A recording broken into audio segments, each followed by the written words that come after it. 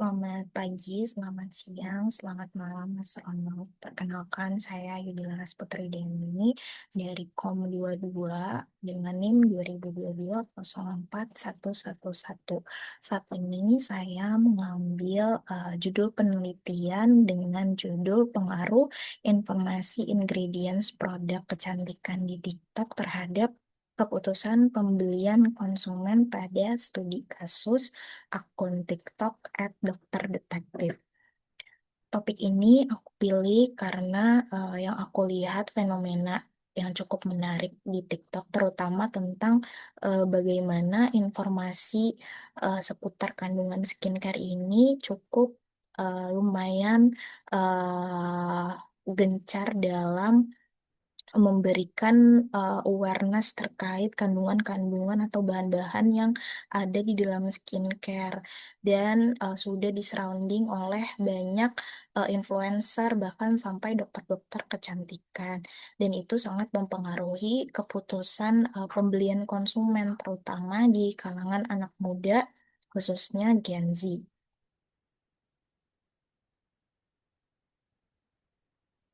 Nah, untuk kenapa aku pilih akun dokter detektif di TikTok? Karena menurut aku sekarang TikTok itu bukan cuman jadi tempat untuk hiburan atau konten-konten yang FYP, tapi juga media edukasi bagi beberapa mungkin influencer atau dokter-dokter kecantikan lainnya. Nah, salah satunya si dokter detektif ini yang membahas edukasi soal skincare. Akun dokter detektif ini cukup sering muncul di FYP dan membahas banyak kandungan bahan aktif di produk kecantikan, di mana yang membuat penelitian ini cukup menarik yaitu di mana si konten-konten dokter detektif ini penyampaiannya dilibatkan secara emosional, di mana memang masyarakat Indonesia lebih terpapar dengan konten-konten yang lebih emosional, tetapi memang dari pembawaannya lebih menarik dan tetap pakai dasar ilmu seorang dokter kecantikan.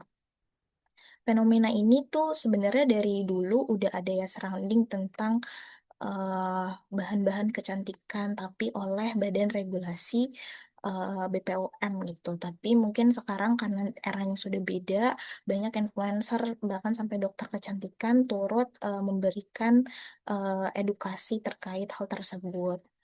Nah, banyak orang juga lebih percaya pada informasi dari dokter-dokter atau influencer di TikTok. Itu aku ambil datanya dari We Are Social tahun 2023, di mana pengguna TikTok di Indonesia itu udah lebih dari 109 juta dan hampir 70% mereka cari informasi produk skincare sebelum mereka melanjutkan untuk beli. 50% dari konsumen juga percaya bahwa dokter dan influencer ini lebih akurat dibanding brand atau lembaga resmi seperti BPOM.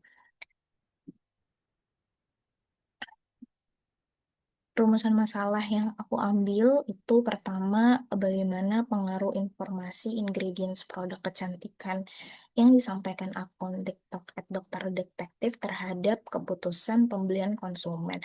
Lalu, apakah ada perbedaan persepsi konsumen terhadap kredibilitas yang disampaikan akun dokter detektif dibandingkan dengan regulasi resmi dari BPOM? Dan juga bagaimana konsumen ini bisa memvalidasi informasi ingredients produk kecantikan yang mereka dapatkan dari akun TikTok si dokter detektif ini sebelum memutuskan untuk membeli produk tersebut. Tujuan penelitianku itu untuk menjelaskan pengaruh informasi ingredients produk kecantikan dari akun dokter detektif terhadap keputusan pembelian konsumen serta menganalisis perbedaan persepsi konsumen terhadap kredibilitas informasi yang diberikan oleh dokter detektif dibandingkan dengan regulasi resmi BPOM. Penelitian ini aku lakukan dengan pendekatan kualitatif menggunakan metode analisis isi, karena metode ini lebih menggali bagaimana konten yang disampaikan dan bagaimana audiens tuh menanggapinya. Datanya dikumpulkan melalui observasi video TikTok @dokter detektif, termasuk isi konten, komentar, dan reaksi para penontonnya. Selain itu juga aku baca tentang literatur perilaku konsumen dan beberapa literasi digital sebagai data pendukungnya. Untuk menganalisisnya, aku akan klasifikasi jenis informasi yang disampaikan dari gaya penyampaian yang dipakai, respons audiensnya, terus juga aku akan bandingin dengan data resmi BPOM sebagai data yang valid gitu. Terus jadi hasilnya nggak cuma berdasarkan pendapat aku aja, tapi divalidasi dari berbagai sumber.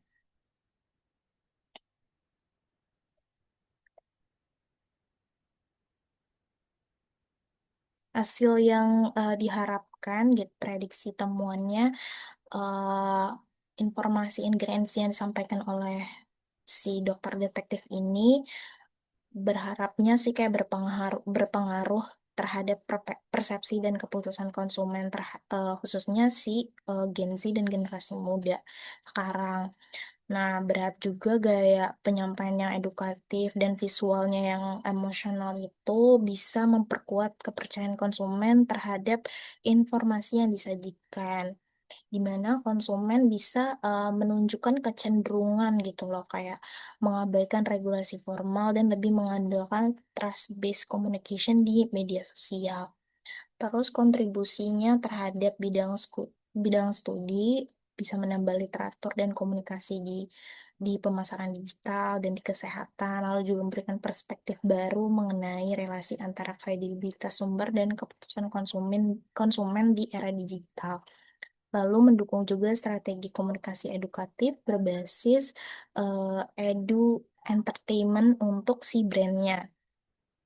Hasil yang diharapkan, berharap si konsumen agar bisa lebih kritis dalam memverifikasi informasi skincare yang disampaikan, lalu untuk brand kecantikan bisa menyusun si strategi komunikasi berbasis ingredients transparansi, dan untuk BPOM bisa mengatur penyebaran informasi skincare di media sosial secara lebih partisipatif dan edukatif. Untuk aku, seperti itu penelitiannya. Terima kasih, Mas Ronald. Selamat pagi, siang, sore, malam.